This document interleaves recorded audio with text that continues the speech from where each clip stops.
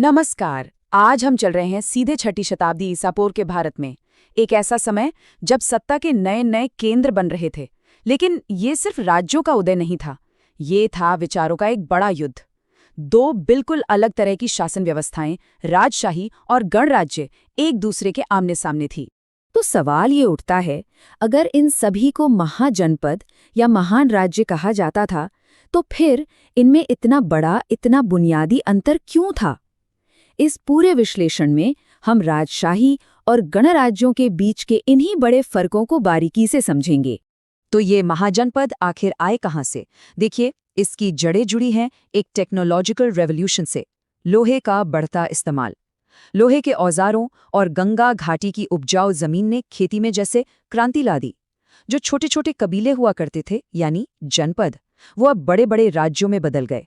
और इसी तरह जन्म हुआ 16 महाजनपदों का, जिसे हम भारत का द्वितीय शहरीकरण भी कहते हैं। तो चलिए सीधे पहले और सबसे बड़े अंतर पर आते हैं। पावर असल में किसके हाथ में थी? शासक कौन था और वो उस कुर्सी तक पहुंचता कैसे था? राजशाही में सिस्टम बिल्कुल सीधा था, सत्ता वंशानुगत थी। मतलब राजा का बेटा राजा बनेगा, सारी शक्ति राजा और उसके परिवार के पास होती थी। लेकिन गणसंघों में यानी गणराज्यों में जो मुख्य अधिकारी या गणपति होता था, उसे अक्सर चुना जाता था। वो पद विरासत में नहीं मिलता था। और यही था इन दोनों सिस्टम्स के बीच का सबसे बड़ा और बुनियादी फर्क। अच्छा, इन कॉन्सेप्ट्स को और अच्छे से समझने के लिए कुछ नाम याद रखने बहुत जरूरी है। सबसे ताकतवर राजशाही में मगध, कोसल, अवंती और वत्स का नाम आता है। वहीं सबसे जाने माने गणराज्यों में वज्जी और मल्ल शामिल थे। ठीक है, तो लीडरशिप तो अलग थी, पर सरकार चलती कैसे थी? रोज के जो फैसले होते थे, वो कौन और किस तरह से लेता था? यहाँ भी पावर के स्ट्रक्चर में जमीन आसमान का फर्क दिखता है। राजशाही में राजा की मदद के लिए मंत्री और परिषदें तो थीं, लेकिन अंतिम फैसला वो सिर्फ राजा का होता था। उसकी शक्ति लगभग असीमित थी। इसके बिल्कुल उलट गणसंघों में एक पूरी परिषद होती थी, जहां हर बड़े मुद्दे पर पहले खुलकर बहस होती थी और फिर वोटिंग से फैसला लिया जाता था। और जिस जगह पर गणसंघ की ये परिषदें बहस और वोटिंग के लिए इकट्ठा होती थी ना, उसे एक खास नाम दिया गया था, संथागार।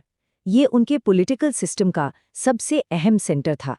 और उनका जो प्रोसेस था वो सच में कमाल का और बड़ा सिस्टमैटिक था। पहले संथागार में मुद्दे पर खुलकर बहस होती, फिर सदस्य वोट डालने के लिए शलाका यानी लकड़ी के रंगीन टुकड़ों का इस्तेमाल करते, और गिनती में कोई गड़बड़ी न हो इसके लिए खास ऑफिसर भी होता था, शलाका ग्राहक, जो वोट इकट्ठा करता था। सोचिए उस जमाने में कितनी एडवांस डेमोक्रेटिक प्रोसेस थी ये। चलिए, अब जरा राजनीति से हटकर समाज और इकोनॉमी पर एक नजर डालते हैं। इन दो अलग अलग सिस्टम्स का सामाजिक और आर्थिक ढांचा कैसा था? सामाजिक बनावट में भी बहुत बड़ा अंतर था। राजशाही का समाज कठोर जाति व्यवस्था पर आधारित था और राजा के प्रति वफादारी सबसे ऊपर मानी जाती थी। दूसरी तरफ गणसंघों में समाज मुख्य रूप से दो हिस्सों में बटा था। एक था शासक वर्ग यानी क्षत्रिय राजकुल, और दूसरा था दास और मजदूरों का वर्ग, जिन्हें दास कर्मकार कहा जाता था। और टैक्स का क्या सिस्टम था? राजशाही की जो मेन कमाई थी वो आती थी भाग नाम के एक टैक्स से, जो कुल फसल की उपज का ठीक 6वां हिस्सा यानी 1/6 होता था।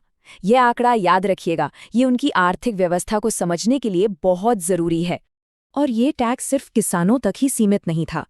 देखिए, राजशाही को अपनी बड़ी बड़ी सेनाएं रखनी होती थीं, किले बनाने होते थे, तो पैसा तो चाहिए था।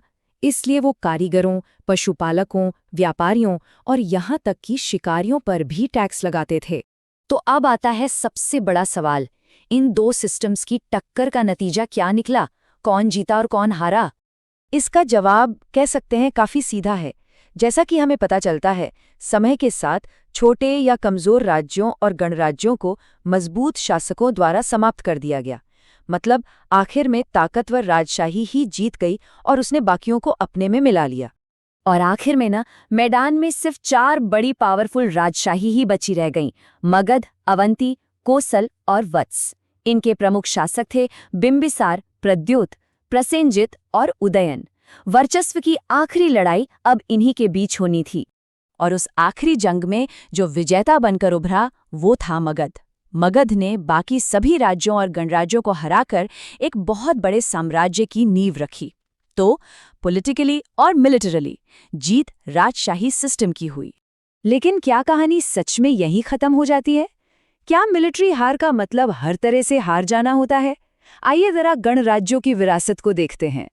ये एक बहुत जरूरी सवाल है, क्योंकि अगर हम जीत को सिर्फ तलवार के दम पर न देखें तो पूरी कहानी ही पलट जाती है।